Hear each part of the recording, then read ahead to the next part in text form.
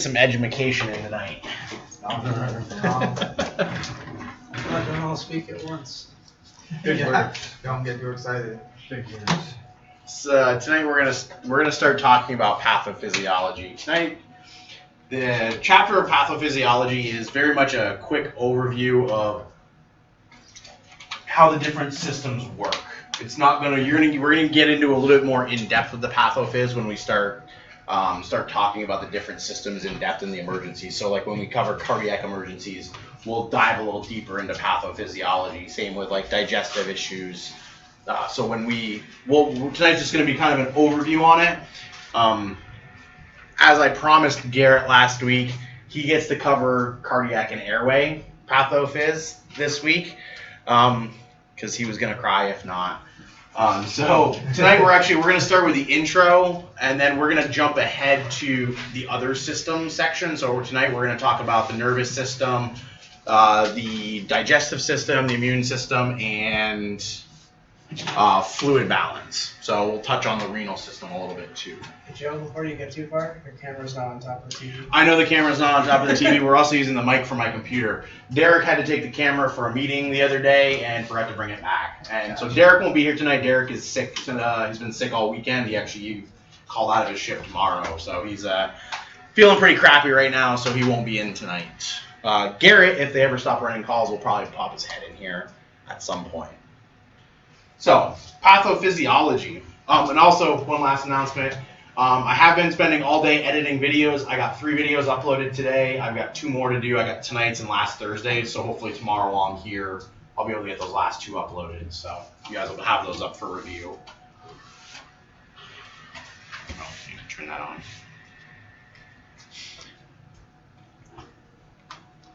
So, pathophys is the study of how everything works.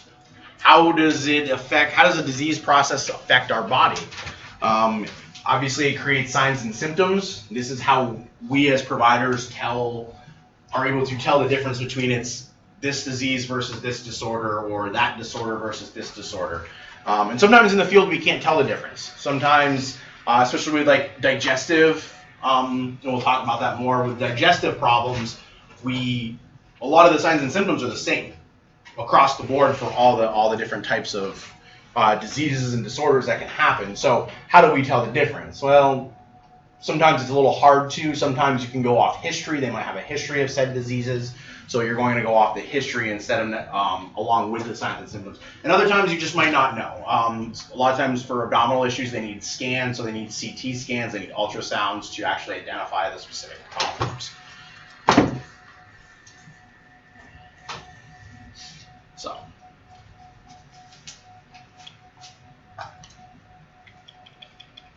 actually, this is going to be easier for me to do it.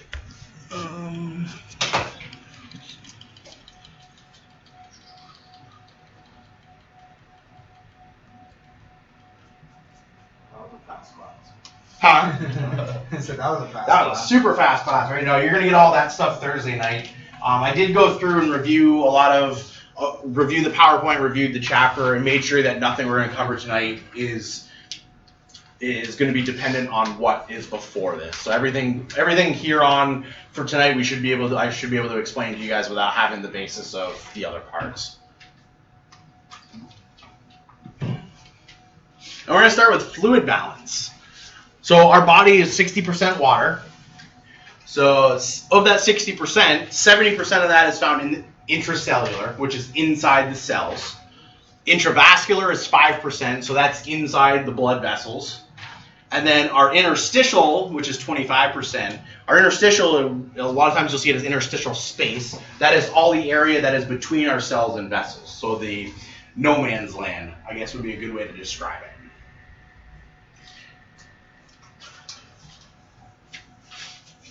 So we're 60% water in our total body weight. So some of us that may be a little overweight, well, we can attribute that to 60% of that being water. Our fluid balance is basically handled by, obviously, our brain, which helps control our kidney function, controls our hormone secretion. So our kidneys do the majority of our fluid balancing.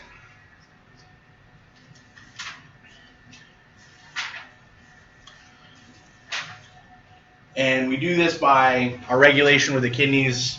We do it through thirst, drinking, making urine.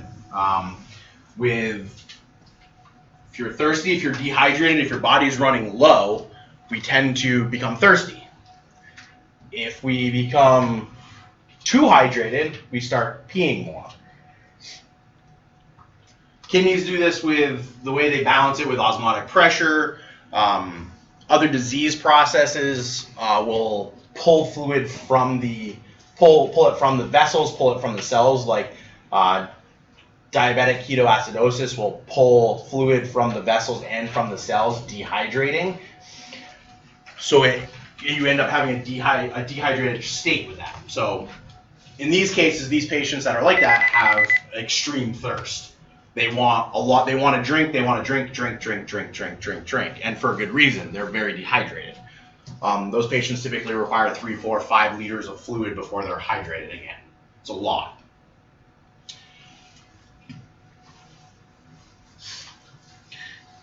The body is going to use the hormones. It's going to use the adrenal glands, the pituitary, all the different glands, and through the hormones, it's going to decide how thirsty we are, how not thirsty we are, how hungry we are. And it's going to do this based on our activity levels.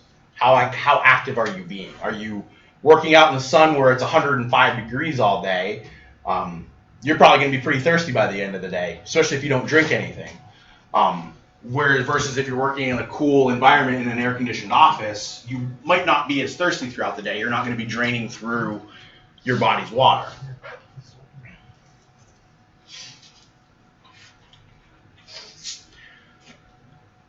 So when we lose fluid, obviously it's dehydration. This is a decrease in our total water volume, or we get poor distribution. Basically, water is not getting where it needs to go. We might be keeping on water that we're not supposed to be getting off. This is called edema. This is a term you're going to want to become familiar with. Edema is swelling associated with the movement of water. So anyone ever seen like legs when you can pitting edema? Pretty common in pregnant women too. They can get a lot of fluid in their legs towards the end of the day, especially late in the pregnancy. If you ever had the edema in the legs, that swelling is in the interstitial space. It's outside of the cells, it's outside of the blood vessels. That's edema. You also can see it in the lungs when if the water backs up so much with like congestive heart failure, depending on left or right sided, water backs up so much that it doesn't have a place to go, so it just starts filling empty areas, i.e. the lung, and that's where we get pulmonary edema from. Obviously, there's more to it than that, but in simplest terms. Here's my mouse. Oops.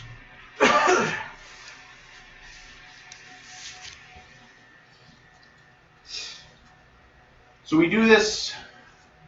Fluid is controlled with what we call our autonomic nervous system. We're going to talk about that in just a second here. So the autonomic nervous system is as the name sounds, auto. It's automatic. It controls. We don't have to think about it. It controls us. It controls our hormones. It controls a lot of things. Breathing, heart rate, hormone release. And when things happen, we lose volume or our volume becomes poorly distributed, this is where our body starts to compensate. This is where the autonomic nervous system kicks in. We start getting into compensated shock. The body's going to kick off different hormones to start speeding up the heart rate, speeding up the breathing. Or it could go the other way. It could slow us down, depending on the issue at hand. So understanding the nervous system is important. So let's talk about homeostasis. I believe I've mentioned this term before. It means normal, basically the baseline body function. This is normal body function. Our brain regulates it, like our brain regulates everything. However, it's maintained by our nervous system. It's maintained by the different glands in our bodies. We have several in our brain. We have one in our neck. We have 2 that sit right above our kidneys, the adrenal glands. All these different glands do different things. They give off different hormones. They spread throughout the body. It helps it helps the brain figure out what does the body need. Do we need this? Do we need that? It sends the signals through our nervous system, through the ends of our nerves, through the signals, back and forth. It's a constant feedback loop coming back to the brain. The big key structures that we want to become familiar with this is the hypothalamus and the medulla oblongata. It's not like what the water boy thinks. It's not, doesn't control your anger.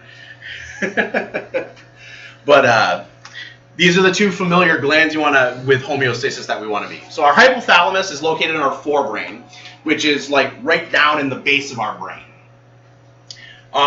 It controls the pituitary gland and the autonomic system. It's going to regulate our body temperature, our thirst, our hunger, and other homeostatic systems. And it's also responsible for our sleep and emotional activity. So it's a very important gland that the reason it's buried deep in the brain is to help with protection. Our medulla is one of the three regions that make up our brainstem. So the brainstem, if you remember from anatomy, is right here at the base of the brain. It's where the spinal cord meets the brain. And that's what the medulla is. The medulla is that first section where the spinal cord comes into the brain. That is the medulla oblongata. Very important sections. It's going to regulate the message. It's the messenger of the brain. It receives the messages, sends it to the different parts of the brain that needs to go, and then it sends messages down the spinal cord. So he's the big messenger dude, and the brain can't do what it needs to do without him. It also basically, the medulla has the controls and the nerves coming off from it that control our cardiopulmonary systems. So if damage is done back here, what kind of things do you think could happen? Paralysis? Cardiac arrest? I mean, if your breathing and heart functions are disrupted. Seizures, yep. Yeah, the brainstem is extremely important. There's also the foramen magnum, which is the hole the spinal cord enters the skull, and with like brain injuries, what we call herniation is when the swelling of the brain happens so much it actually tries to push itself out the foramen magnum. So it tries to push itself out that hole because the pressure is so great in the head that the brain tries to go somewhere, and that's the only place it can go. So that we call that brain herniation. It's very bad. Typically, if you see the signs and symptoms of that, it's pretty much a lost cause. Not many people survive that. So that's the medulla. That's a very important section that we want to be familiar with. So our fight or flight response. You guys have probably heard this before, maybe in different times. So initially, our autonomic nervous system breaks into two parts now. We break into the parasympathetic and the sympathetic nervous system. The parasympathetic nervous system is our feed or breed function. So this system is controlled. This controls our hunger, our thirst, and our need for basically breeding, as it says. So it controls our reproductive systems. It does this. The primary transmitter for the parasympathetic is acetylcholine. I threw this in here as just kind of a little extra bit. Acetylcholine is contracts smooth muscle, dilates blood vessels, and slows down our heart rate. So the best way to think of the parasympathetic nervous system is it slows. When this activates, everything slows. Everything comes down. Everything goes down. Slow heart rate, lower blood pressures. The body chills out a little bit. That's what our parasympathetic nervous system does.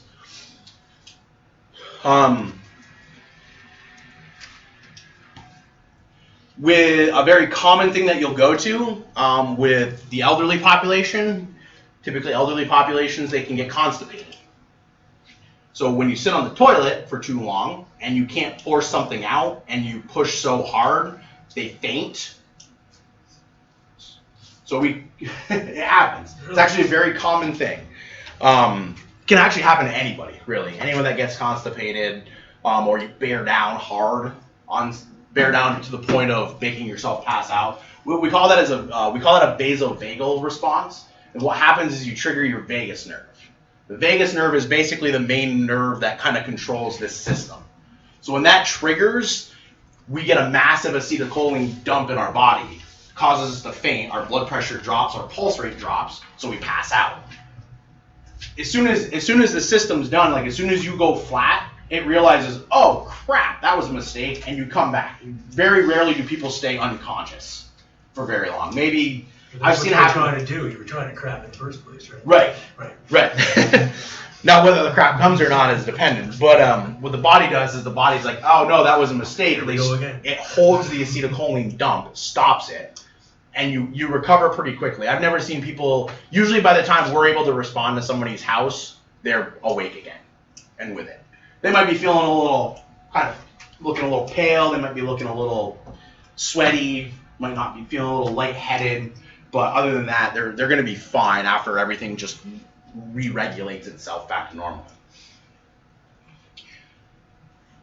Any questions on parasympathetic? All right. Let's jump into the sympathetic. So the sympathetic nervous, this is our fight or flight responses. Do you fight or do you run away? Our main guys here are going to be our epinephrine and our norepi. Garrett said you guys asked a bunch of questions about norepi and epi last week. So you guys got a good hankering on those two. Wow, my brain is just not functioning tonight. Hormones. They are hormones, even though we also use them as medications. So this is basically our body's ability to protect itself. When an outside threat threatens the body, what do we do? How do we respond? So this is where we're going to get our increased heart rate or increased blood pressure. This is our adrenal gland. The adrenal gland is going to be releasing adrenaline, epinephrine into our body. It's going to be constricting everything down. You're going to get you could get flushed in the face. You're going to have that emotional response of fighting and aggressive or backing away. This is where this all comes from. Protecting itself, making sure we live to see another day.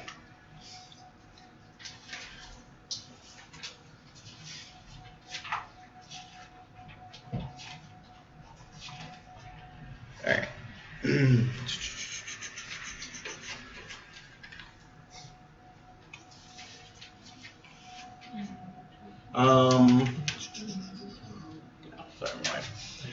The nervous system. So let's talk a little bit more about the nervous system. You went through the anatomy last week. So obviously our brain and spinal cord is going to be protected by the bone and the muscles that we have.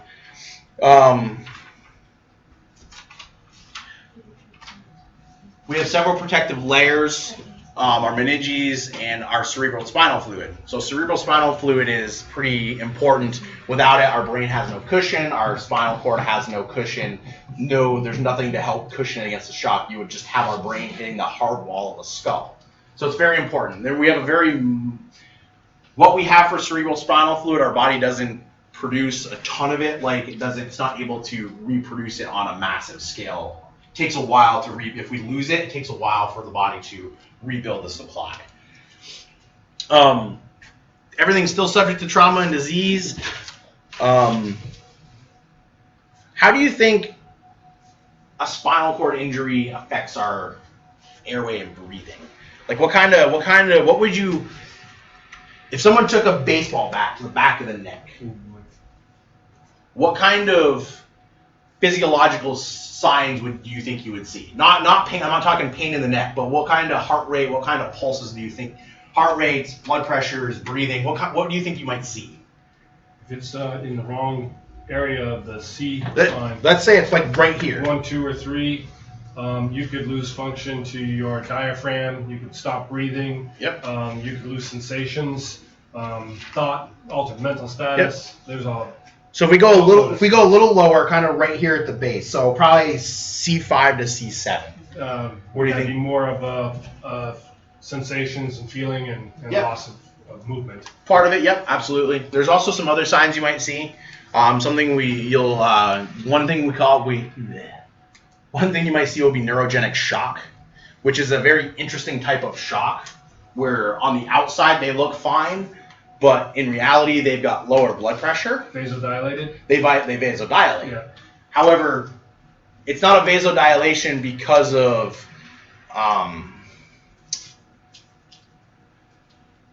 to phrase this. The vasodilation is a result of the trauma. So the nervous system basically goes all discombobulated. So it's not 100% sure. So you might see reduced blood pressure and increased heart rate just basically because the spinal cord just took a massive shock. So it's trying to figure itself out, but unfortunately the rest of the body systems kind of go, okay, I'm getting mixed signals, and it starts doing weird things. So you can actually see someone with low blood pressure, but they're not going to have the sign. They might not necessarily have the signs of being hypovolemic in shock. They might look like, oh my God, you're losing blood from somewhere because your blood pressure is so low. Well, that's not the case. The case is they have the same amount of blood. Their container just got bigger. So you got to fill that container up until the issue's fixed. So obviously with trauma, we have motor vehicle crashes, falls, and diving accidents are a very common one. We actually have someone in our coverage area as AmCare that is a paraplegic from a diving accident years and years and years ago. So they happen. Think about what happens with all the different ways with a diving accident when you jump in. Typically you jump into a shallow end, you hit head first on the bottom. Think about what that does. Think about the compressive forces on the spine, the neck. It compresses. That's where we get those injuries from. And then, of course, whenever you injure anything traumatically, what happens to you? You smack your knee on something really hard. What happens to your knee? It swells, right? So same thing with the spine. It's not a same thing happens with the spinal muscles, the spine. It's the same thing. It happens. It expands and puts pressure on the spinal cord. So always think about kind of the dysfunction of the possibilities of how the injury is happening and the types of forces that are being put on it. Always kind of think about the dysfunctions that you could possibly have. Obviously, if you have something lower down in the back, you might have, what might you not have? You might have paralysis, but you might not have the cardiopulmonary issues. So if it's down here, where it might be more of our legs controls are coming off down here, it might be just lower leg issues.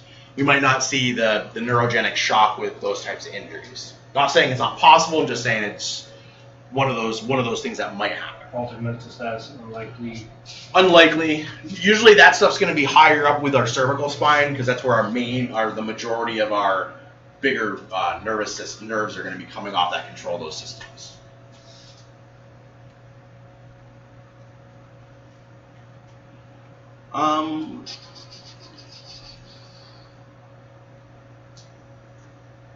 What else might affect our nervous system in a motor vehicle crash? Let's call it. What's that? What else? What could affect it? Would a severed artery would that affect your nervous system? Like let's say your axillary artery, which runs down out of your shoulder into your arm, it gets severed. What kind of nervous system damage is that going to do?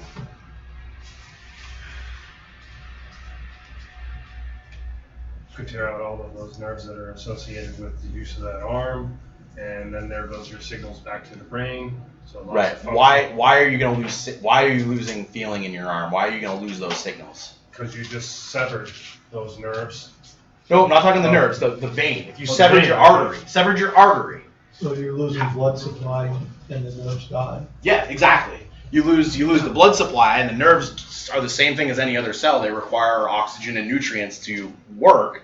If you sever the blood supply, then they're going to stop working.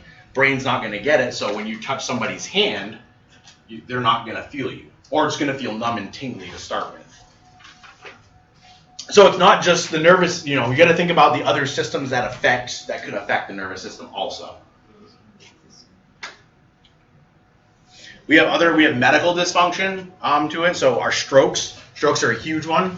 We have two types of strokes, hemorrhagic and ischemic. Hemorrhagic are our typical bleeds. Ischemics are blockages. Clots. Kind of like basically a heart attack.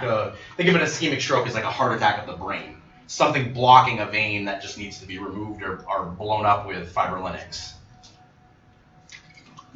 Excuse me, thrombolytics. Fibrolytics are used in the heart. Infection are encephalitis, which is an infection of the brain. So a lot of bloodborne infections can make their way up to the brain, can cause encephalitis, encephalopathy. What do you think you might see for signs and symptoms with encephalopathy, with like an encephalitis? So someone that's got an infection in their brain, what do you think you're going to see? Altered mental status. Yeah, that's going to be the big one. Altered mental status. Is that causing a swelling of the brain? It can, depends on the infection. Yeah, probably. Meningitis is obviously going to be the meninges. I think everyone here, especially if you're college age, you've probably heard of bacterial meningitis, which is the worst of the two. There's also a viral meningitis, but the bacterial is actually worse. My brother, when he was 2, was diagnosed with spinal meningitis. Yeah. Yeah, it's Gary, not my 2-year-old little brother told my mom that, "Mommy, you can't see." Yeah, it's a horrible disease. We have other diseases like Lou Gehrig's disease and multiple sclerosis that affect our neural pathways. Multiple sclerosis is basically the protective sheeting around our nerves start to basically deteriorate and get eaten away. So you basically, once the protective coating's down, the nerves start to die. And that's why you start seeing multiple sclerosis patients will typically lose their legs, and then it'll progressively get worse and worse until all their nerves break down. Lou Gehrig's disease is made famous by Lou Gehrig, if anyone's familiar with the baseball player. Also, Stephen Hawking's, for those astrophysicists in the room. He had ALS. It's also called ALS, which is, don't ask me to remember what it stands for because I can't remember right now. Something sclerosis. Talking about the guy with the computer voice thing? Yes, that is Stephen Hawking. MS and Lou Gehrig's, those are autoimmune, right? Yes, yeah. It's So not like you catch them from something. right, they're not a non-transmissible disease. MS, I believe, is an autoimmune disorder or is it Lou Gehrig's? One of them is like the immune system just starts eating away at the nerves. I can't remember if it's Lou Gehrig's or MS. Huh? I think it's MS. I think it's MS too. ALS is pretty miserable too. It can be very long term. I mean, Stephen Hawking lived to be in like his 70s or 80s. Maybe not quite that old, but he lived to be quite an old man before passing away. Where Lou Gehrig had a very advanced, and he died pretty young. He had to retire from baseball pretty early on in his diagnosis. Like in the early 40s or something. Yeah, the old Iron Horse. And it destroys the ALS. It's nerve cells. It destroys them. Destroys the nerve cells. Yeah. Okay. And then low blood sugar, which is kind of a weird one. Why do you think the low blood sugar might be a medical dysfunction of the nervous system? Cells aren't getting what they need. Yeah, basically.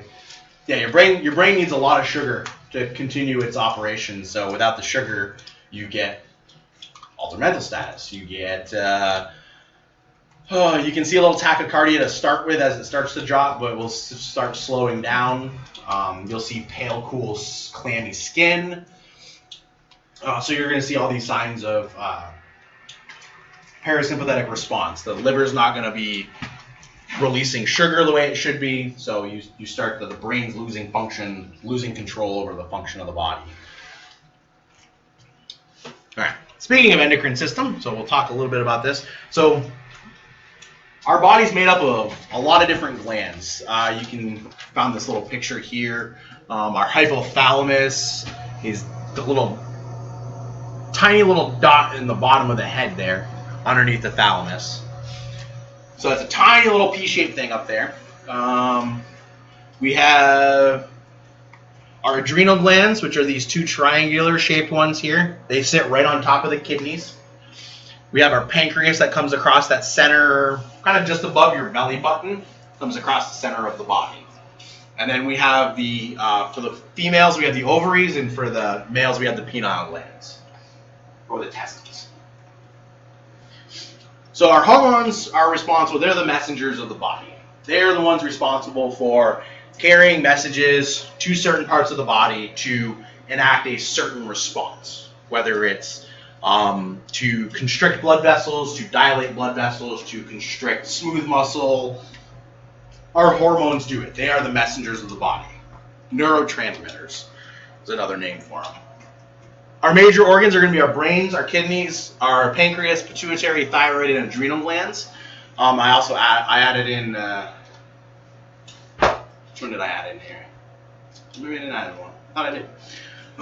No, that's right. I added them in before. Never mind. So let's talk about a few of the glands. Let's talk about the pituitary. It's going to affect the vital parts of the brain, the skin. They're responsible for our energy, our moods, our reproductive, our vision, our growth. So pituitary gland he's the boss gland. After the brain, the pituitary rules. That's the little one in the center. He's the center one, yeah. He's called the master gland, you might hear it referred to, but he controls everybody. He is the master. After the brain, of course. The pancreas. So the pancreas is, like I said, it's that long, kind of oblong shape just above our umbilical cord, or above our belly button. It's going to be responsible for producing insulin. Insulin is a hormone that our body uses for sugar, for glucose. Without insulin, our glucose can't cross the cell membranes.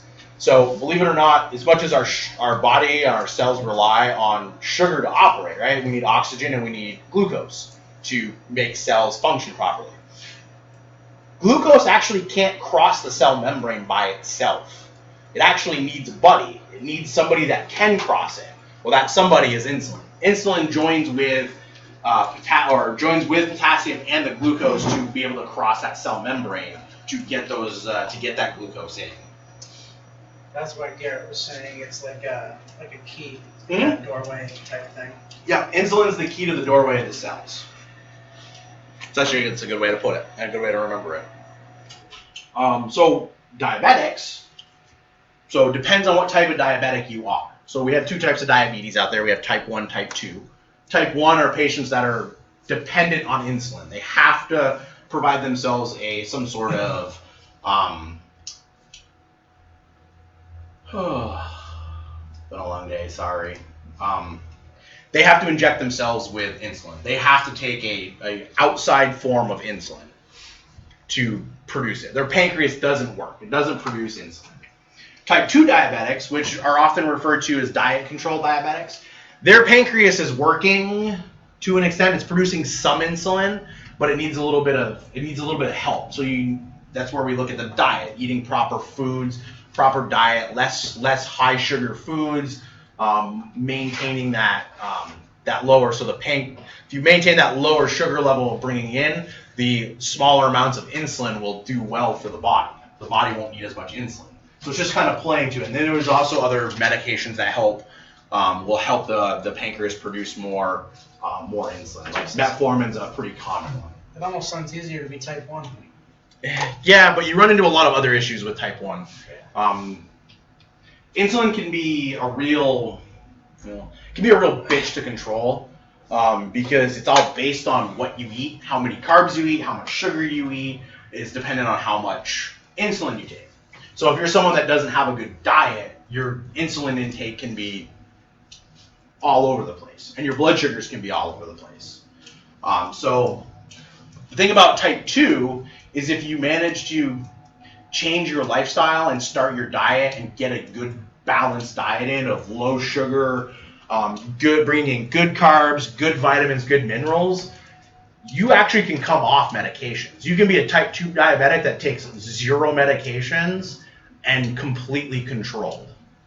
So in reality, type 2 is actually easier. It just takes willpower on the patient's side of things. I was diagnosed just 5 months ago. Okay. And changed my diet completely. I went from a 7, which is just at the lower end of becoming type 2 Yeah. down to 5.6. Nice. Well, good for you. Yeah, 5 or That's 6 awesome. months. But it's a change. It is a huge Eliminate change. all that sugar. Just Yeah. gotta get rid of it. No sodas anymore. No sugary drinks. No A lot of sugary water. food. Do you have to No like water. count macros and carbs and No, everything? all no, that? just stopped eating a lot of It's just getting rid of sugary the junk. foods. Yep. Oh, it's amazing when you start looking at the labels how much sugar is in some things. Like Oh I yeah. thought that those Nutri-Grain bars were good for you. Nope. So much sugar in one of those things is crazy. Yeah. Yeah, so I got rid of all of those things. I've been looking at trying to go low carb, or trying maybe even going like full keto and stuff, and it's amazing at like the carbs that are in things, and like things that you wouldn't think of, like, oh, I'm gonna eat carrots. They're vegetables. They're good for you. Carrots loaded with carbs, like massive. Same with like bananas and fruits. A lot of fruits are loaded with carbs because of the sugars in them. So it's amazing when you start actually looking at the foods how crazy high in our sugar intake is. You know, Then They've got, I can't remember the name of the diet, but it was one, Jen and I served with down in the apartments down in DC, and he went from a type 2 diabetic to a type 1, which made him lose his weapon, because you can't be armed as a type 1 diabetic. But then he went on some diet for about 3 months, and went right back down to a point where he was so back down to taking the oral medicine and everything, to a point where he was hardly taking it at all. I can't wow. remember the name of the diet. But Yeah, I know there's a few diabetic kind of ones out there, but I don't know. I mean, but he really, he wanted his gun back. Yeah, I don't blame him. I don't want to like push it. Oh, sorry, go ahead. I thought type 1 was generally considered juvenile onset. It is, but doesn't necessarily mean that you can't develop type 1 later. If you can be a type 2 diabetic, and if you don't take care of yourself, you can develop into an insulin dependent. So type 1 is often referred to as insulin dependent diabetic. IDDM is how it usually gets abbreviated. But yeah, type 1s are typically more juvenile onset, but you can transition from a type 2 to a type 1. What do you mean juvenile? What do you mean by that? Most type 1 diabetics, you get diagnosed as a child. Yeah. So you typically will see children, ages 3 to 12 years old that will be diagnosed with. That's when they will be diagnosed with diabetes. Oh shit! I thought it was like they're an older person. What do you think when a kid gets diagnosed with diabetes? How do you think they get discovered it? They probably freak out on some candy. Kind of. Do you think it's high or do you think it's low when they get discovered? Super low. Probably high. Super low. You say high. Any other guesses? High. Because think about it. They have no insulin in their body, right? sugar. So they're just eating. They're eating like a normal kid, drinking sodas, drinking sugary drinks. They're acting like a kid. So it's not surprising for a 10-year-old. I've seen 10-year-olds come into the ER with blood sugars of 600 plus, 600 to 700. And that's how they get diagnosed, because mom brings them in because they're not acting right. They haven't been drinking, or they're drinking uncontrollably. They're just not acting right. They look dry. So they bring them in, and they do a finger stick, and it comes back. The glucometer says high, because even the hospital's glucometers won't read above like 5 or 550. So they'll be like, oh, cool. Now they draw labs. It comes back laboratory-wise, and it's 656. So what would be some of the other signs and symptoms? So you see like dehydration, So urine output. Yep. So DKA, or diabetic ketoacidosis, has 3 telltale signs, and then we call them the 3 Ps: polyphagia or polydysphagia, polyuria, and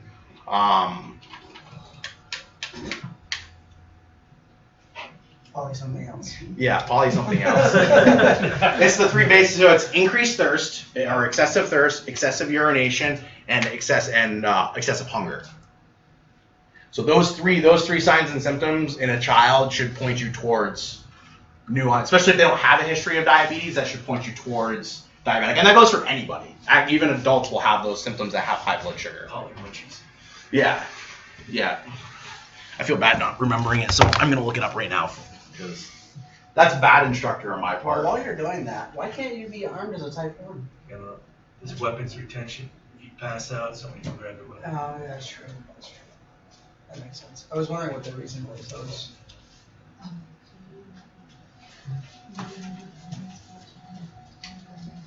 Polydipsia, thirst, polyuria, urination, and polyphagia is appetite. Dipsia? Dipsia, yep, is thirst. That was the one I was forgetting.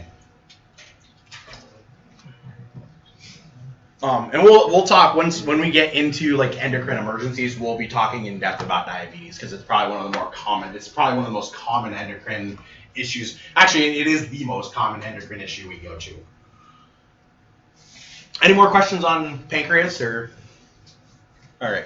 So our thyroid gland, Actually, I have one. Yeah, sure. So his brother is type 1. Yep. How, I know he'll have to change, but like how do we bring it to his attention? He needs to stop drinking soda even if it's a diet soda. Like how can we help him be better? Try to, if he wants to drink soda, there are 0 sugar sodas, there are 0 sugar drinks now. There's like Coke Zero, I think has 0 sugar in it. Because he literally lives on diet soda, and that's probably one of the Yeah. Cola. God, I haven't seen that stuff in ages. God, that stuff is nasty. I mean, how receptive is he to changing of things? Or is he? Never mind. Get him a soda stream. I mean, does he check is he how Yeah. controlled is he? Is his sugars a- pretty well Oh, controlled? he has or- a cell phone thing that. He's got Yeah, he's got one of diet those soda, little- and then he religiously keeps track of his sugars in like a little journal. And the Dexcom will let him know when it's high. How often does it alert him to being high or low? Lately, every single time I'm around him, which is at least a couple times a week, I hear it. How old is he? 27? Well, you can tell him that continued high values and will eventually lead It's to not super, like super high. It's like, I don't think it ever goes above 350. So it's not outrageous. that's I could be That's lower. high. I know, but it could be like. when you consider normal is 70 to like 110. True. I mean, he's well on his way to diabetic neuropathy. You can tell him he's going to lose his feet, he's going to lose his legs if he doesn't start controlling his diabetes. Now, why does 'Cause that that will happen? Does it? Circulation. Is it Yeah. a circulation thing at that point? Okay. Yeah, it's a circulation with neuropathy. You just start losing feeling. Diabetes, so, done to go off on another tangent here, but diabetes screws everything up. And when I say that, I mean, like when someone that's complaining of leg pain that has that's a poor diabetic, could be having a heart attack for all we know. Like their signs and symptoms, their body's so far out of whack that normal signs and symptoms that would point you in one direction could be completely different with a diabetic. And it's just because of the way the insulin, the sugars, that high sugar, it plays a lot of games with the body. So yeah, I mean, you can sit them down and have a real heart-to-heart conversation and be like, you know, you could pull up pictures on Google of diabetic one of my neuropathy friends is actually and very poor, Thanks. like Yeah. diabetic and has lost several toes. So I'll Yes. just pull up the pictures he's posted. yeah. So it's I would just sit him down and have a real conversation and tell him he needs to get his sugar under control or he's could head for an early grave. But it's true. It can lose his eyesight from that too, right? Yes. Yep.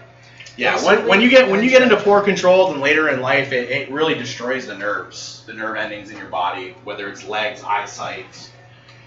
So it's best to remain really well controlled. So onward to the thyroid gland. So our thyroid gland sits right about here. Looks like a little butterfly. If you look at it under X-ray or CT scan, it looks like a little butterfly. It's kind of pretty. So our thyroid gland is going to he's going to contain our metabolism. He's controlling metabolism, our digestive system. Because think about it, when someone says they have hypothyroidism, right? It's a pretty common thing. People take medication for it to synthetically boost their thyroid production. Typically, those patients run on, if you're not having enough metabolism, you tend to not eat as much. You tend to have, you don't eat as much food. You don't drink as much. You run the risk of less energy. You seem down. You seem lethargic. So, and then the complete opposite is if you have a hyperactive thyroid, you go the opposite way. A lot of hunger, very active. So The thyroid controls that. So the thyroid is very, very important with our metabolism. It's going to help tell us when to eat, when not to eat, all based on sugars in the body. It's kind of our natural glucometer, for lack of a better term. And can produce a lot of problems when it goes wrong.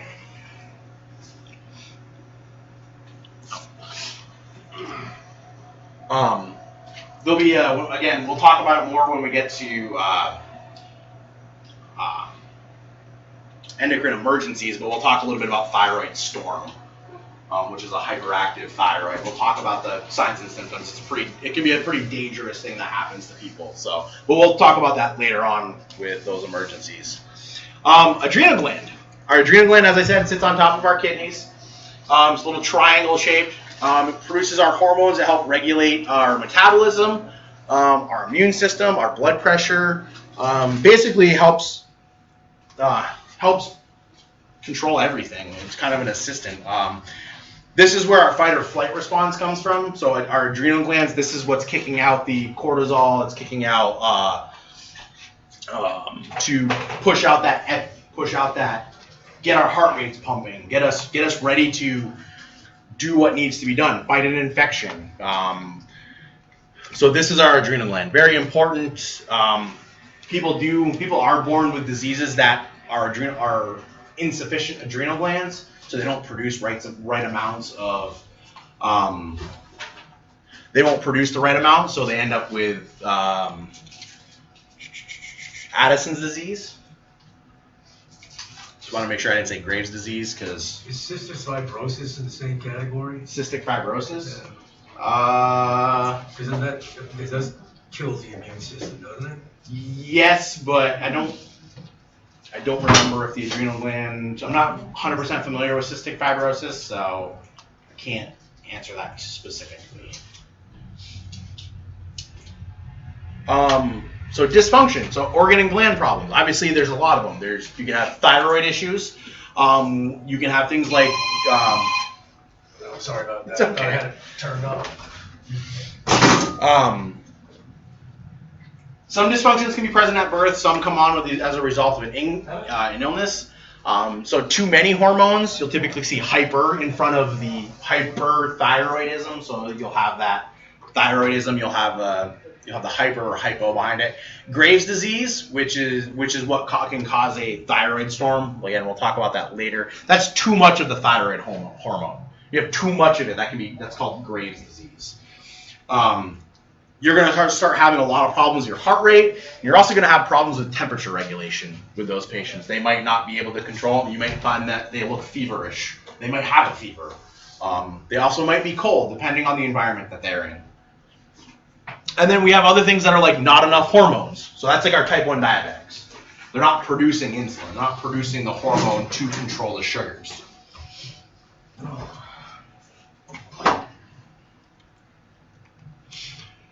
Or we get into some more lacking of hormones, adrenal insufficiency, or this is also called Addison's disease, is one of these adrenal insufficiencies. It's going to affect our steroid hormones. Cortisol is our primary stress hormone. It's responsible for increasing our sugar. It's going to enhance our brain's use of the glucose and increase the availability of the substances that repair tissues. So it's preparing. Cortisol is what's preparing our body for a fight. It's preparing that, like, we're going to lose things. We're going to be bleeding. We need more platelets. We need more of this. So it starts telling the body, produce more of this stuff. These definitions might not be straight from the book. I pulled these from a different book. And it's also going to curb functions that the body's going to consider non-essential. So let's talk about that. In a fight or flight situation, what do you think the body might deem non-essential? Limbs. Huh? Limbs. Limbs? Yeah. Yeah. Extremity system. Yeah. Keeping the core fed. Yeah, keeping the core fed. Things are going to start shifting to the core, right? It's going to start bringing more blood, more fluid. It's going to start sending the nutrients to the core. It's going to protect the heart, the lungs, and the brain. Aldosterone. I can never pronounce that one right. It's responsible for regulating salt water or salt in the body. So this is what's going to be affecting our blood pressure. This is the hormone that the adrenal glands secrete that affects our blood sugar. The more salt, the more fluid we keep, the higher our blood pressure can go. It's also where you'll end up. Too much of this can also produce edema. Since if you're keeping salt, water follows salt. So salt staying, water stays. If you get too much water, it starts disappearing into the interstitial spaces. That's where our edema comes How from. does altitude affect that? Because you always see that when people, go up on these high mountains and stuff. And Yeah, you see, HAPE, high altitude pulmonary edema. You would ask something like that. never mind. I'll shut my No, mouth. it's it's fine. I don't specifically remember the physiology of how HAPE works. It's called HAPE is just the We're in more abbreviation for it. of an O2 It's- situation where you're not getting enough O2. Things start to back up, waste, etc., fluids, and that Yeah. causes that to get into the lung. I'm pretty sure that's how it works. Yeah, it's has to do with O2 depletion and Because O2 you're and so high. hypoxia. And the death zone is above 12. Well, Yeah, it's actually not as high as you think it is. Yeah. It's just like So- just shy of 12,000. Yeah, a friend of mine actually got it a few years ago. They went hunting in Colorado and they were just barely above 10,000 feet. And he came down with he had to be lifted to taken to Denver regional or whatever the big hospital is there. He had to spend time in the ICU. you So must have been at elevation for a while then. yeah, they weren't there for very long. He developed that within a couple of days Yeah. of being there. So Yeah, the first thing to do is go back down. yeah, and that's what they did, and he didn't get any better, and he actually got worse, so they had to take him. They took him to the hospital for it. But yeah, it was pretty. He was pretty, I guess, touch and go when it first happened. So it's HAPE is pretty nasty.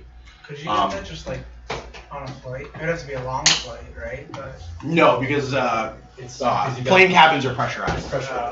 so it's unpressurized air. It's the lack of oxygen. So we also have medications that are going to suppress the immune system, can suppress the can suppress our adrenal function. You know what's one common medication that suppresses your immune system?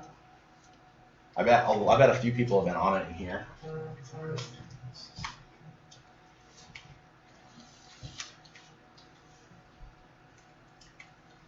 Anyone ever gotten an infection? Been put on prednisone before? Yeah. Yeah, prednisone suppresses your immune system. It's an immunosuppressive drug. I've been on it since I was 5, on and off, so it's a nasty little thing. Most steroid medications will suppress your immune system down. I think they gave you that for bronchitis. Yes. Yeah. Yeah. Yeah. Yeah, prednisone, it's pretty common, pneumonias, bronchitis, a lot of respiratory issues they'll give it to you for. And it can also happen if you stop taking your prescribed steroids. What do they do every time you're on a steroid? You don't just stop cold turkey, right? You gotta slowly come off it. It's a taper. They taper you off it because when you take your steroid, it shuts everything else down, and your body's like, oh, well, look at that. There's a whole bunch of this in here. I don't need to produce this anymore. Well, in order to get your body to start producing that again, you have to slowly lower the amount of the drug in your system. If you just quit cold turkey, your body's going to be like, hey, where'd you go? And it's just like, we're not prepared for this, and all the systems will go. You'll get adrenal insufficiency, so you'll get that lessened cortisol, and all sorts of hell will break loose in your body. So it's very important that if a patient's been taking steroids, if you have someone that has a history of this, and they were on steroids for a reason, part of the information to obtain would be, did you just stop taking your steroids, or did you follow a proper taper? Because if they just stop taking them, they're going to be in this situation of not enough hormones. They're not fun to be on. No, they suck. Ugh. There's no way to put it. Steroids suck to be on these types of steroids suck to be on. I guess the bodybuilding steroids might be a little different, but But your brain blows out. cool. Any questions on the endocrine system? All right, we're gonna jump into the digestive system, and I have a little thing for you guys to do with that. So we're gonna take let's take 5 or 10 minutes, take a little bit of a break, and then we'll continue on. Do you wanna put that stuff in the car? No, it's fine. Why do your lights stay on? They're probably off down. I think it's got a little electrical short. It's like Me and sometimes- Garrett, we're doing a lot of talking sometimes about the lights- pathophys today. Dome lights, they'll stay on for like 20 minutes after it cold forward. We don't like how the book does it. It's pretty brief. Yeah, we were talking about maybe if we do this again next year, we might do. We were thinking we do instead of having a specific section dedicated to pathophysiology, we take cardiac emergencies and we do 2 nights. Yep. So night 1 would be pathophysiology of the heart and cardiac system, and then night 2 would be specific emergencies. So you get both at the same time. So you can kind of basically deep dive the pathophysiology. This is because what we did last week, what we're doing for this week, and basically anatomy and physiology. This is a 2-semester class in college. Yeah. We're covering it in 2 weeks. So we're not diving deep into a lot of what we could be talking about. And to me, A&P and pathophysiology, this is the base foundation of everything else you're going to do and everything else we're going to learn. So having I personally think at an EMT level, you should be deep diving pathophysiology. This should take up a few weeks. So you can have that good foundation as to when we start learning about emergencies, you can really start understanding the emergencies. So things we learn, right? Though as we go along. It's a lot to know. It is. But it reminds me of just how complicated and amazing the human body is. Just what you can do. Oh, yeah. Or can't do. I never wanted to get involved in medical.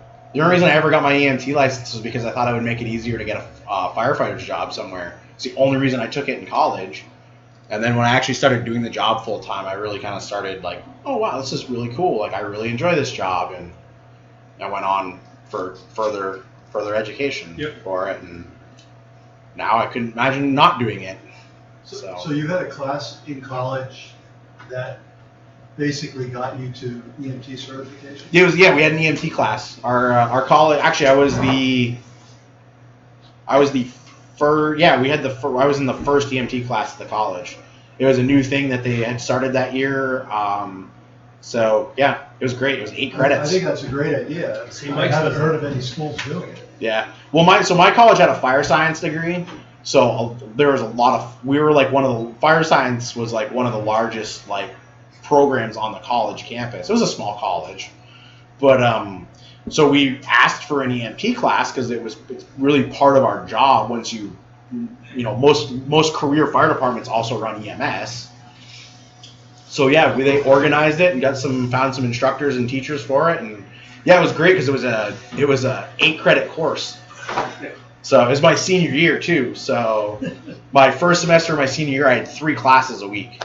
I had my EMT course, I had an English course. I don't remember what my other one was, but it was super simple. I had no classes Tuesdays and Thursdays. And I think they run that at St. Mike's, and even at UVM, I think 2 EMT courses that you get credit for them, and you can ride with the ambulance with the St. Mike's crew after you get your license. Great way to promote getting young kids involved. Oh yeah, 100%. It's a great. I mean, there's definitely fixes to. We keep struggling because EMS is still considered a trade profession. It's not considered a profession like nursing is anymore. And the only way that's going to happen is like standardization of the education programs. And what I'd like to see is kind of a little like what Europe's doing. I'd like to see in like Australia, I'd like to see like full elimination of all levels except for the paramedic level. So you will go to school for 2 years minimum to get your paramedic. And there's no more EMTs, there's no more AEMTs. If you want to work on an ambulance, you go to school for it. Over the course of those 2 to 4 years, depending on, I personally think it could be 4 years, you could definitely make this a degree. you get a lot of the stuff. You would have a lot of clinical time, so you're not going to be coming out, but it's great for people that don't have a background in anything to come into it. Yep. So that's my personal belief. I think that's how I personally think we should head that direction, but I think it's a long way off. You're still gonna get away from DOT and Yes. everything else. Yep. That's the other thing that needs to happen is EMS needs to come out from under the DOT. We need to be put under the Department of Health. That's where EMS needs to be. We're healthcare providers. We're not ambulance drivers anymore. We haven't been ambulance drivers in 40 years. It's about time we start getting treated that way. Mm-hmm. But it's going to take a massive undertaking. It's going to take EMS a massive congregation to do something like that. Unfortunately, the fire departments control too much of it, and the IAFF is way too powerful of a union. Yep. And if they don't like it, they'll put a kibosh to any legislation that might affect them. That's too bad. Oh, it's huge disappointment. Boils down to funding. Exactly, it's exactly what it is. So in the meantime, EMS will still be considered the redheaded stepchild of healthcare.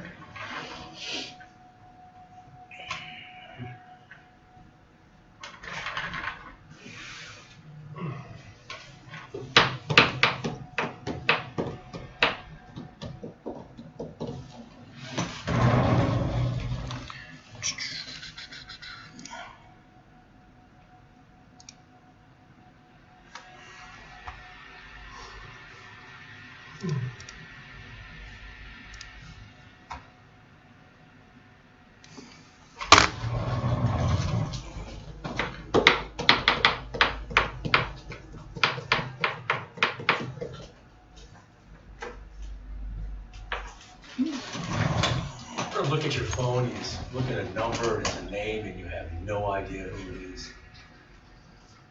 No, not usually. I look at numbers and go, I don't know who that is, and I hang up on them. Who the hell is Mo? Mo? Mo, M-O-E, I have no idea. I don't know Mo in my entire It's a restaurant, bro. Welcome to Mo's! Don't say that. I kind of want Mo's. They now. should have a Moe's up here. They should. They can't, they're too busy putting in dealerships. Hey, listen, give it some time. Give it some time. We need another Subaru dealership more than we need a I also would like to see a Tim Hortons here. We need a Lowe's or a Home Depot up here. That's all we need. I want a Tim Hortons. Tim Hortons. If there's a Tim Hortons in this area, it would put Dunkin' Donuts out of business. I don't know about that because I support the Dunkin' brand because I buy You ever about had Tim 10 Hortons? coffees a day. I've so. never had Tim Hortons. You ever had Tim Hortons? No, Puts Dunkin' Donuts coffee to shame. really. It's better coffee, it's better food, more different types of food too. You can get like regular sandwiches there. It's I wish bad. they- It's bad when every Dunkin' in Franklin County. I started telling them my order and they remember it. So. I wish they sectioned off commercials better. I'm so sick of seeing Sonic commercials. Boy, Oh, yeah, I want to fucking try yeah. a fucking Sonic. Yeah, there's no Sonic. I can't. There's no Sonic. It looks so good, but who knows? 'Cause Or it's Dairy 3 Queen, states away. 7-Eleven. Sonic's not that great. I ate that one down in Florida. It's not that great. Yeah, but The when commercials, it's hot out- when it's hot out, definitely they're make it look showing better the than it videos. is. Yeah. They're showing their ice cream on their commercial. It's like 100 degrees outside. It's like, God damn it. But we're in Richford, so it takes us an hour, no matter what, to get whatever we want. We got the pine cone though, so it's all good. Yeah, Yeah, the Pinecone, pine yeah. cone. Sorry, I went to college in Massachusetts, and all my buddies were like, "Let's go get ice cream." I'm like, "Yeah, let's get creamies," and they're like, "What the hell's a creamy?" And I'm like, "Ice creamies?" They're like, "No, it's soft serve." I'm like, "No, it's a creamy," and they're like, "No, a creamy is what you see at the end of a porno." Bunch of college kids. What do you expect? My God. Shades. And I'm like, "Thanks a lot. Now you've ruined a childhood thing of mine. I went Thanks over a to a lot." friend's house just in Plattsburgh, and I was like, "Oh, we're getting creamies," and they're like, "We're getting what?" I'm like, "Maybe what?" It's only in Vermont, though. Yeah, it is. It's a Vermont thing, totally. I moved to New Hampshire when I was like 12-ish, and the first time we went out for ice cream, I'm like, can I get a creamy? They're like, what? Yeah, it's soft serve. And Everywhere then else you get. Jimmy's over there instead of sprinkles. I did like Yep. an ice cream sundae thing at my school, and they're like, can I get Jimmy's? I'm like, what? I refuse to go to an ice cream stand and order a soft serve with Jimmy's. No. Give me No. creamy with Mass is sprinkles. weird. They call That it. doesn't sound right. You go up to like a school has water fountains, right, to drink The from. bubbler. It's a bubbler. It's a bubbler. Yeah, you don't call it a water fountain's what you see in a park. Yeah. It's like What's this you Massachusetts? guys are But Massachusetts is don't fucking, weird. don't fucking. Well, I think it's just Vermont's weird, but No, I think it's Mass is weird. You Yeah, ever been to Mass? Massachusetts is weird. You go up to Quebec and you can still ask for a Is soda, everybody you get a back? soda. You go to Ontario or something like 2, 3, that, 4, you ask for 1, a 2, soda, 3, you end up 4. getting Romacell. All right. Pop. yeah. Cool. Let's do a little quick talk about the digestive system. Everybody's favorite system. Who doesn't like to eat? Wait, we should get some mo's before we have this talk. Yeah. No problem. So obviously the point of the digestive system is to bring in water, bring in food, bring in nutrients to our body. It's also responsible for getting rid of those said waste products. So our major organs are going to be our esophagus, our stomach, and our intestines. So obviously our intestines are broken down into the large and small. Does everyone know, do you guys know where the digestive system actually starts? Where do we start to absorb nutrients? Your mouth. Mouth. That's right. Saliva, we start to absorb it through the cheeks. I'm going to bring up diabetes again. So one of the treatments for someone with low blood sugar and they're unable to swallow, you can take oral glucose and put it on the end of the stick. You put it on the end of your finger, not highly recommended, but you can put it on like a bite stick or like a tongue depressor, and you can rub it on the inside of their cheek. So our cheeks are this is called the buccal administration of medications on the cheek. Our cheeks will actually start to absorb some of the fluid, some of the nutrients into our system then and there. The stomach's going to start breaking it down with acids. It's going to start really breaking that food down over the course of time. It's going to enter into the intestines. So our small intestines, this is where we're going to have the major absorption of the majority of nutrients. There's a lot there. If you look at pictures of intestines, I'm not sure if your book has any pictures of it, but intestines have there's a lot of creases and crevices in it, and that's to basically increase the surface area of the small intestine. This is where we're going to absorb. We're going to absorb some fluid. We're going to absorb nutrients that the body needs, and anything that doesn't get absorbed is going to head over to the large intestine. The large intestine's job is to remove the fluid from the body, remove it from the waste. Any excess fluid that finds its way in, excess water, the large intestine's job is to basically dry it out and absorb fluid from it.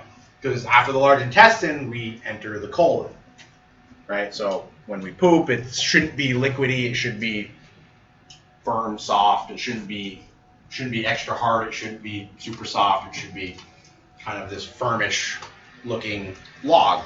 All I'm hearing right now is Goldilocks and the Three Yeah, me too. So those are the systems. That's the way our body is supposed to work. Any sort of infection, virus that gets into our system can affect our digestive system. Some of the common causes: flu, other infections. You can get little. We call it diverticulitis. So a little diverticuli inside our small intestines can get ruptured. They can get infected. They can get swollen. Very painful. Very, very painful. And can cause a lot of problems with our eating. It causes us to be nauseous and not want to eat. It causes us to vomit. It can cause diarrhea. So there's a lot of different dysfunctions to our digestive system. And one of the biggest things is our hydration. Everyone here, I'm sure, has had the flu in their life. How bad does diarrhea dehydrate you? Horribly. Worse than Are we talking vomiting. regular flu or the man flu? We're talking regular flu, like real influenza. Dehydration is more easily caused by diarrhea than it is by vomiting. You will dehydrate yourself faster. You get rid of massive amounts of fluid.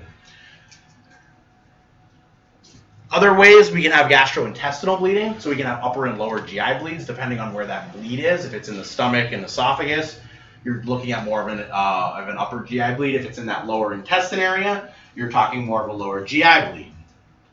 The bleeding can be massive. It can be slow and chronic. What do you think a massive sudden bleeding will look like? If someone has a lower GI bleed, they have diarrhea. What do you think it's going to look like? Blood in the stool. What kind of blood? Bright Dark, red. probably. No, it's going to be bright red actually. Really? That fresh blood, that fresh bleed is going to be typically bright red. Your chronic bleeds will be dark. They will be dark, tarry. It'll look disgusting. It's going to smell disgusting too because it's going to be a mix of shit and iron. Oh. Shit, iron, and copper. It's going to smell like. First time you have a lower GI bleed, you will never forget the smell.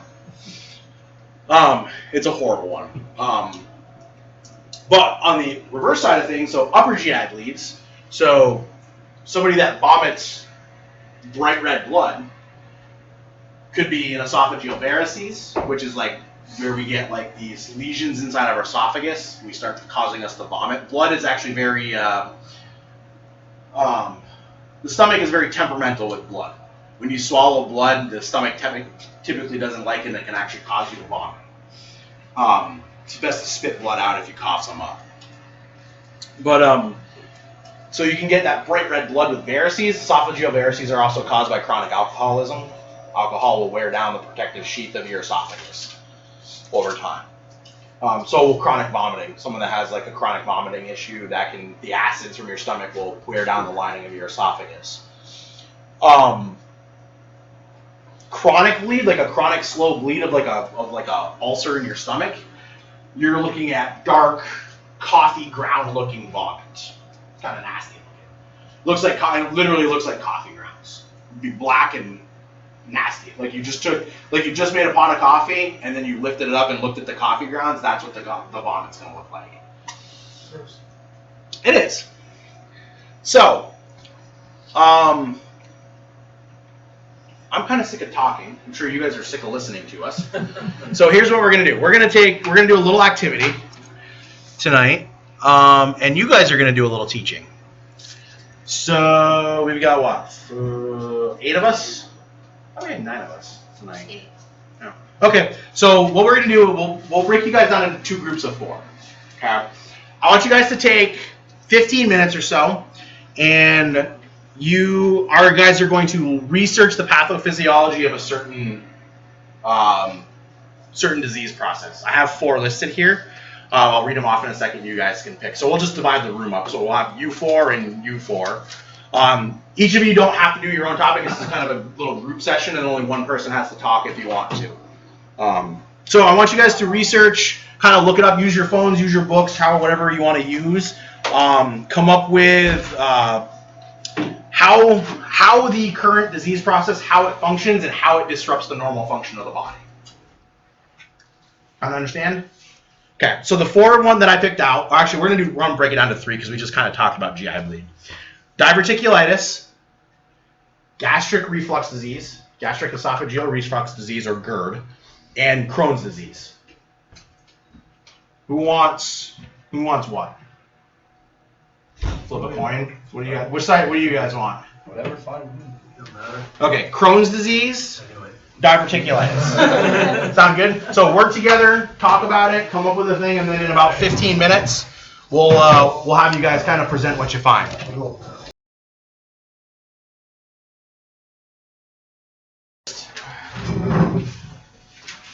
Them.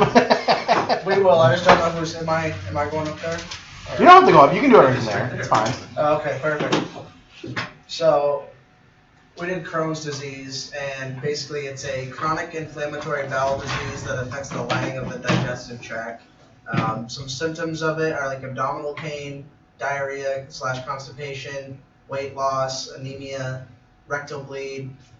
Obviously, it can be chronic and never go away. To get diagnosed, it typically is obviously a physical exam, a blood count, CT scan, an endoscopy. Endoscopy. Yeah, that. What is that? What'd you say? A barium swallow? Barium swallow. I don't know what that is. But Isn't that iodine crap or something? Yeah, it's a Yeah, it's like a dye. Yeah. So when you go, you basically you'll drink a dye, and then you'll wait like so many minutes or hours. It'll run through your digestive tract, and then they'll take you in for a CT scan. Oh, so they can So see. where they scan it will light up your digestive tract, so they can get a good full scan of it, and they can actually look for inflammation. It's a very low level radioactive, isn't it? Yes, yeah, very low very low isotope. So I think it's fairly minimal risk of radiation damage to you. So You'll just get cancer in 20 years. So, up to 20% of people have a first degree relative with the disease, but it's really weird. Like, her phone said it's non-hereditary, but, like, you get it from a relative. So, like, That's hereditary, isn't that's it? hereditary. might not be a direct descendant though. I think is what they're talking about. It might not be you might have family history of Crohn's disease, but it might not be. It might not be passed from like father to son or mother It to could daughter be like or your whatnot. aunt or like your Right. second Someone in cousin your family might have it. Ah. So that's what they mean. Which is still kind of considered hereditary. Like heart disease can be hereditary because it's in your family. So like my grandmother has a history of cancer. That means I have a family history and a hereditary chance of cancer. So. This is one of the other things we saw in this, which was kind of strange and kind of a question on it. It says ethnicity. Although Crohn's disease can affect any ethnic group, whites have the highest risk, especially people of Eastern European. See, I was wrong because I was saying that because we weren't Eastern European because of Russia and Poland. Never mind what I said. And, Those new razors? but then they're saying that it's increasing among black people who live in North America and the United Kingdom. So that's not really ethnicity, that's an environment, you would think. You would think that, yeah. I'm not a scientist, so I can't speak to that evidence, but definitely makes you kind of wonder. It can also be caused, immune systems can actually cause it too. So with like autoimmune disorders and immune diseases, if a virus or bacteria takes over enough area in the immune system, that has to do some sort of like massive bombardment of an area, it can actually start to affect and kill off like healthy cells in the body. So that's also another possible cause of Crohn's. So is that massive? So we'll talk about it a little bit when we do immune system after this. But when you have an immune response, there's a lot of inflammation in that area. You get an inflammation because you get an overload of cells. So good, awesome. Okay, diverticulitis group, hit us, teach us. See, we had a cooler word. Well, The coolest digestive word you can learn is duodenum. yeah. Diverticulitis is caused when the inner layer of a person's intestine pushes through into the outer layer of the intestine. It will create pouches throughout the intestine. And the issue is there then feces, etc., fluids can get trapped in there and cause infection. Mm-hmm. The infection can cause edema, can cause bleeding, any number of things. All not good. And there are varying degrees of how bad it can get. So if it's not something that's found typically in people under the age of 50, but it can be. And you want to be looking for all kinds of signs and symptoms, mainly belly pain. And that would be one of the first things, possibly, I guess, dehydration would be another one. Yep. It's more commonly found in men, and I have it, and I found out about it through a colonoscopy Okay. at 50. So, what they told me is, and what they say here is that there's no one common cause as to how you get it. Mm-hmm. It's just an age thing, and what you've been doing to your body over time. So if you've been taking a lot of ibuprofen over your lifetime, you've probably done some damage to your large intestine, possibly your liver, etc. So a lot of factors in the different organs are causing issues in your digestive system, and that's what they think is probably one of the main causes of diverticulitis. What can you do about it? Well, changing your diet is probably number one. So be probably conscientious of how much you're eating in the way of spicy foods, different things like that. Yeah. More fiber in your diet. My doctor recommended Metamucil on a regular basis to keep everything working and functioning properly. And that can get rid of all of those pockets, the feces that would be getting trapped there. So that's basically all you can do. If it gets really bad, surgery is your next option. Yep. Yeah, they'll have to go in and actually remove the bad section of. If it got that bad, yeah. Yep. You're talking about those little like shapes on the outside of the intestines, right? They get clogged in there, like almost like there's too much going or something like that, so they go to the side or. It pushes out the internal layer to the outer layer, Right. and it gets trapped in there. Pieces. Could it That's what burst causes- if it gets too full? Yeah, Yeah, that's one of the That's risks. one of the bleeds. Yeah. yeah, those pockets get larger as you get older. So.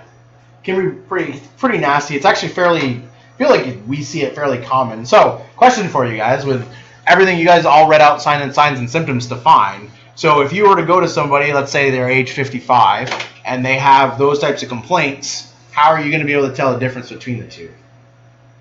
Or are you? I don't even know. Well, I would be asking what have they I'll say, been what kind of doing with their history? doctor? Yeah.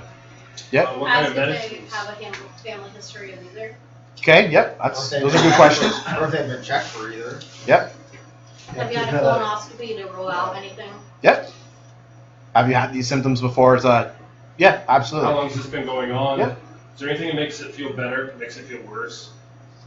If they say, yeah, farting makes it feel better, then it's probably diverticulitis.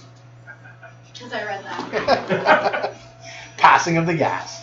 Good, and these are the types of questions. So as we start going through these more too, start thinking about these questions of like how you're going to figure out the questions to figure out what is. Like we said, the abdominal cavity, unfortunately, because there's so much in here, everything has pain. Everything can cause nausea and vomiting. How do you tell the differences between them? Another question you ask them, and you're going to need to get comfortable asking this question in our field, what does their poop look like? Mm-hmm. Because Yep. if it's bright red, then... Right. Or black. Or Yep, black Well, or red. for Or, diverticulitis, bright is it red. normal? Is it diarrhea? Is it, Yeah, but does that help differentiate, or does it look the same? No, but it's good. It's good. Well, if it's bleeding and whatnot, you know it's a lower. You know if someone's bleeding massively out of their butt, then you know it's a GI bleed. Or at least you might not be able to say 100% because there's a lot of things that can cause anal bleeding like that. trauma. Crohn's disease can do that. Diverticulitis can do that. A simple GI bleed can do that.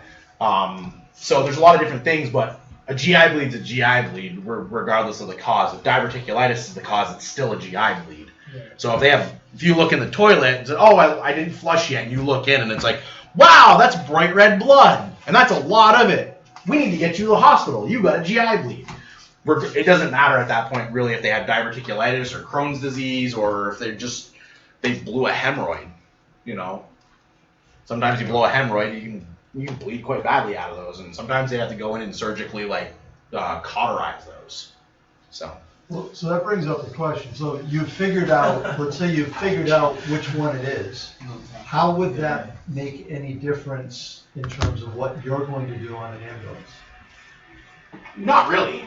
Other than just feel good about yourself.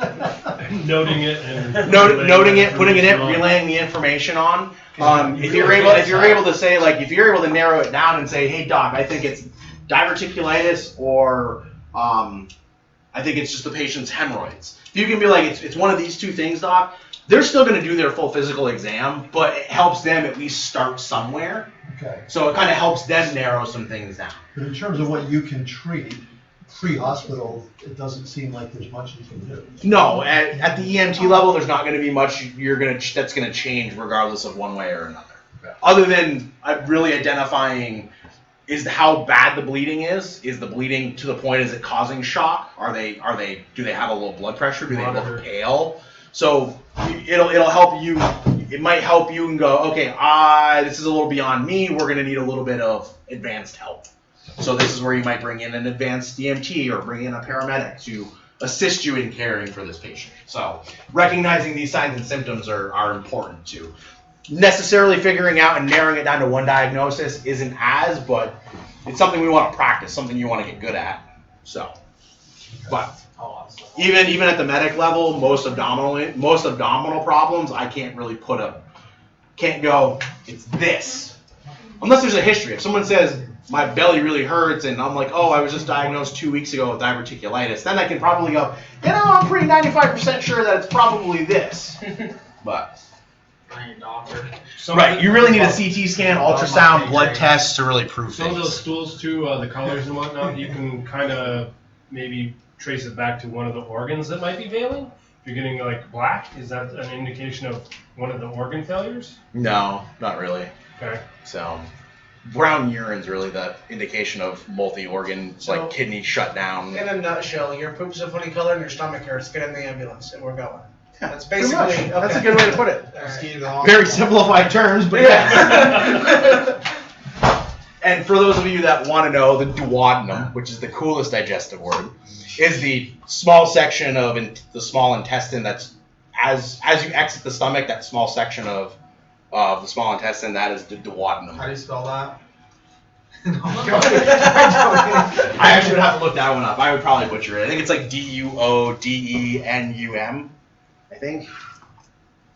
So, but it's one of the cooler words. It's kind of like sphygmomanometer. You should have seen It's a me cool trying word. to pronounce that word the other day. It was on the homework, and I was trying to read it, and I was like, okay, that thing.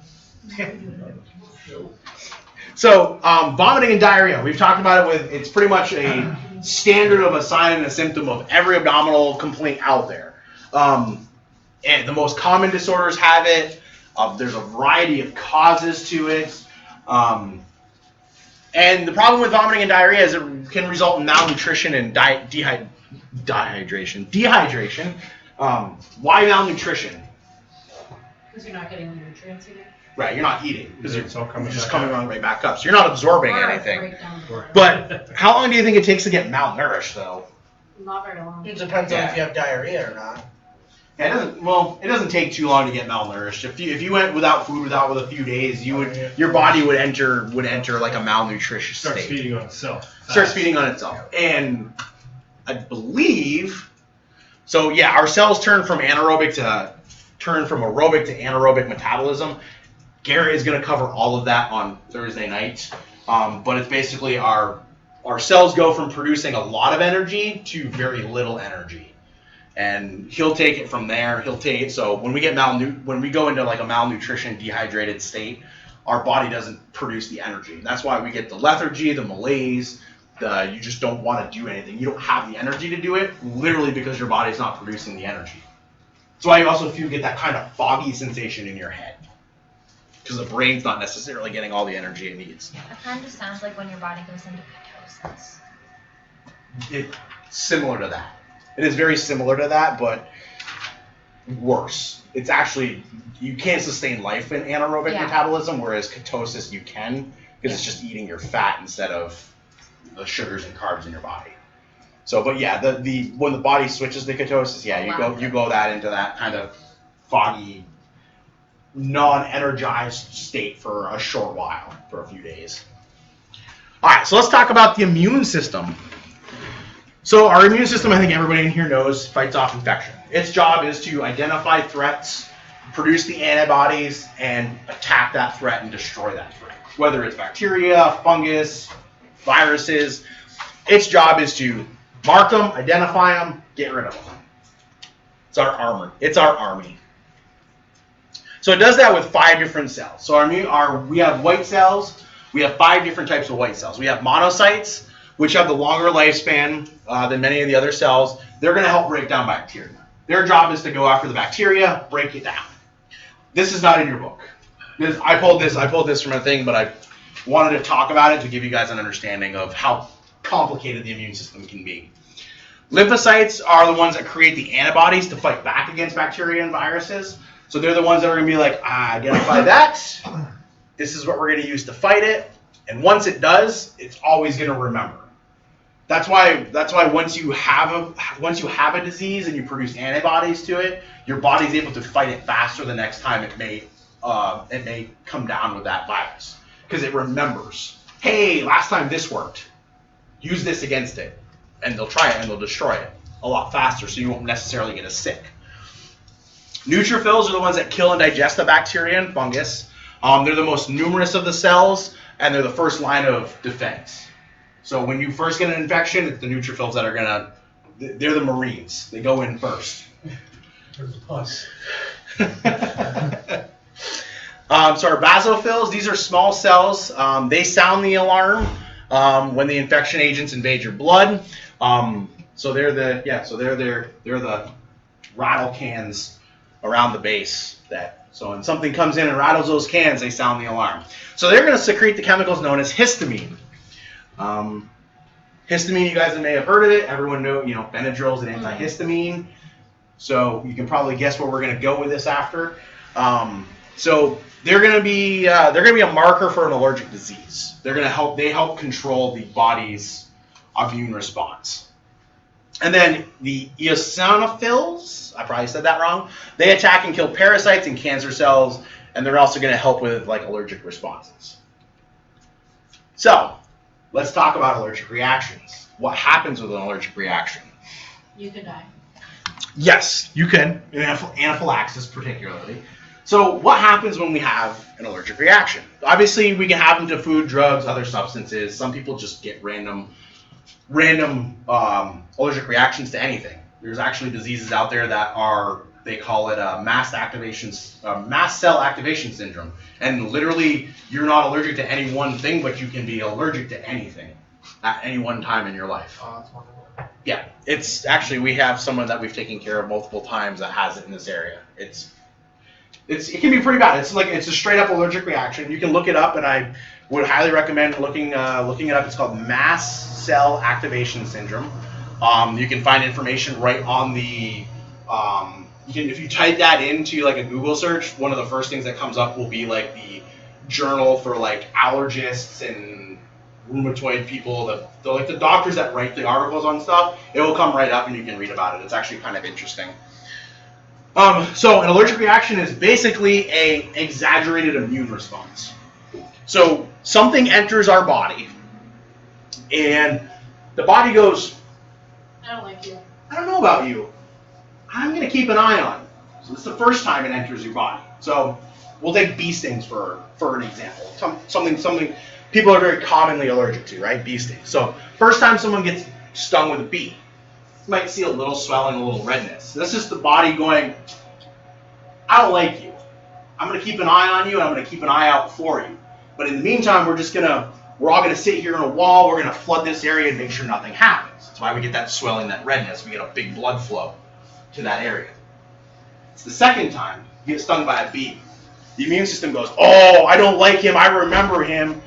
And everybody heads for that. Okay? So you're going to get a massive shift of fluid, white blood cells. They're all heading for that area. Okay? So as we talked about with the basophils, they're the first ones there. They sound the alarm, going, crap, somebody, and they start releasing a ton of histamine. This is that marker that alerts the body. So they're going to start just releasing that histamine response. That's what's going to cause everybody to flood that area. Just a massive histamine response release. Body gets in there with that sudden shift of everything. We start to see, we're going to start seeing the body start tightening down on things. It's where we see our smooth muscle gets to tighten down due to the response. That sympathetic nervous system, it's going to tighten everything down. We're going to see swelling. We're going to see narrowing of our airway passages. This is how the allergic reaction happens. How do we fight it? We fight it with epi. We try to reverse it with the epinephrine. But it's basically an allergic response is our body just attacking this substance or drug or food, anything like this, and it just exaggerates this immune response because it just doesn't understand that it's not a bacteria, it's not anything to be afraid of. But for some reason our immune systems just don't operate correctly, and it causes this. So we start seeing those fluid shifts, we start seeing everything rush for that area. And in doing so, we get this massive histamine response to do that. So an allergic reaction is quite literally like the immune system overreacting. Yeah. Yeah. But the body gets used to it. Right. Because like myself, it's like when I was a kid, I started out getting stung by bees, didn't bother me. And for about 3-4 years, I'd swell up like a pumpkin. Get stung again, and nothing happens. So basically, the body's being a Karen. Yeah. Probably just got sick of getting swollen.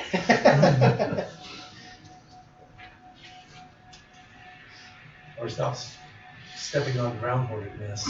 I did that a couple summers ago. Got stung all the way up both of my Yeah. legs, about like And- 4 times per leg. And things change. Like, and you speak as to that. Like, I ate shrimp for my entire life until 10 years ago. Now the Took my wife out for birthday dinner actually, and we'd actually only been dating for about 3 months at the time. And I took a bite of shrimp at Kodo's and immediately got a local allergic reaction. My lips swelled up. My tongue felt really funny. Is it the iodine? I don't know, because I've eaten lobster since. I've had a few pieces of lobster here and there, and I haven't had the same kind of reaction. It only seems to be shrimp that cause it for me. Now, I don't continue to eat lobster or shrimp because I'm not going to test the waters of having an anaphylactic reaction, but... Have you tried shrimp prepared from a different place? Maybe Yes, yeah, I've tried it a couple of different ways. I've tried it totally normal, and it's the shrimp. So, or like, if it's like my former mother-in-law, it's like shrimp, clams, any shellfish, the iodine, and we'd take her out to dinner, and we'd have to insist on you got to clean the pans before you fix her entree. Yeah. And you can tell sometimes, unfortunately, that they didn't. Mm-hmm. And the next thing you know, the poor lady's like, vomiting out the door. So yeah. If there's like 2 things that you can take away tonight, like, is understand how the digestive tract works, understand our digestive system, really kind of understand, because it's going to be a very common, you're going to have a lot of digestive issues with calls. Like, that's going to be a pretty common thing: nausea, vomiting, stomach hurt, abdominal pain. Those are going to be very common. Obviously for men, typically ends up being more of a GI tract issue, whereas women, obviously, we have to also worry about reproductive issues also, but we'll talk more about that when we get to reproductive emergencies. But so just keep in mind, so understand really how the digestive tract works, how issues with the digestive tract can affect normal body function, like you guys talked about with Crohn's disease, with the inflammation, diverticulitis, with the way the pouches form, and all that. So understand that. And then if there's one big thing tonight, if you can to understand, is how an allergic reaction works. I would highly recommend doing some extra reading outside of your book. Do a little bit of research on Google or Bing or whatever you use for your search engines. Do a little bit of research on allergic reactions, the pathophysiology of an allergic reactions. Some of the literature might be a little bit above. It might really get into some very deep pathophysiology. But if you have questions on it, just bring them back to me or Garrett with that. But I would highly recommend it. Allergic reactions are very serious and can be life-threatening. So we really want to understand why this is happening to people and why do we use the treatments that we use. Why are we using Epi? Why are we using Benadryl? What about these medications work? So really kind of read. I would say go home, maybe not tonight, but maybe over the next couple of nights, maybe look at some articles, look at some research done by the people that study these things, and just learn a little bit more about allergic reactions. It's very important to understand. So I think we're gonna skip that stuff for tonight. So that's pretty much the end of the class. Garrett, as I said, so Garrett on Thursday night will be taking you guys through the pathophysiology of the cell, the cardiac and pulmonary systems, and then he'll also be talking about shock, which shock will be a very important one to also learn. So, all right. Have a good night, guys. Guys, on Thursday. Types. What is there? There's 4 types, right? What? Of shock? Yes.